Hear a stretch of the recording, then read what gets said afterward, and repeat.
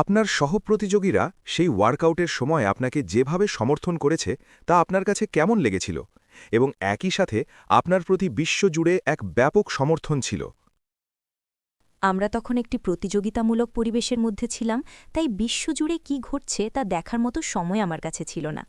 যখন আমি মুখ খুলেছিলাম তখন আমি ভেবেছিলাম যে মেক্সিকো হয়তো এই বছর আর জায়গা করে নিতে পারবে না, কিন্তু আমি যা করেছি তা আমার আদর্শ ও বিশ্বাসের জায়গা থেকে করেছি। সেই সময় আমি বুঝতে পারিনি যে মানুষ আমাকে কতটা সমর্থন করছে। বিভিন্ন দেশের প্রতিযোগীরা যেভাবে আমাকে সমর্থন করতে এগিয়ে এসেছিল তাতে আমি অবশ্যই অনেক আনন্দিত ছিলাম। এরপর বিষয়টি খুব অদ্ভুত মনে হয়েছিল, কারণ একদিকে আপনি সারা বিশ্বের সমর্থন পাচ্ছেন, আবার অন্যদিকে জেতার পর প্রচুর ঘৃণা বা নেতিবাচকতার মুখোমুখি হচ্ছেন। এটি সামলানো বেশ কঠিন ছিল।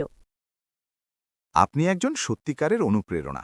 আমরা সাধারণত মিস ইউনিভার্স প্রতিযোগিতা খুব একটা প্রচার করি না, কিন্তু আপনার ব্যক্তিত্ব, সাহস এবং নারী ক্ষমতায়ন নিয়ে আপনার লক্ষ্য ও উদ্দেশ্যের কারণে এটি আমাদের জন্য খুব বিশেষ একটি বিষয়।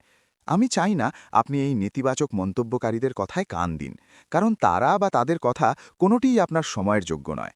আমি জানি না সেখানে কতজন আসল মানুষ আর কতগুলো বট বা কতজন মানুষকে টাকা দিয়ে এসব করানো হচ্ছে। আপনার সুন্দর মন্তব্যের জন্য ধন্যবাদ। আমি সত্যি আপনার প্রশংসা করছি। হ্যাঁ, এটি আমাকে আবেগপ্রবণ করে তুলেছে, কারণ আমি এখানে এসেছি প্রতিবাদ করতে এবং মানুষের জন্য কাজ করতে।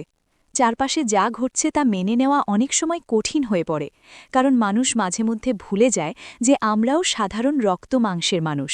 আর এই মুকুটটির একমাত্র উদ্দেশ্য হল অন্যের সেবা করা, এবং আমি তাই চেষ্টা করি।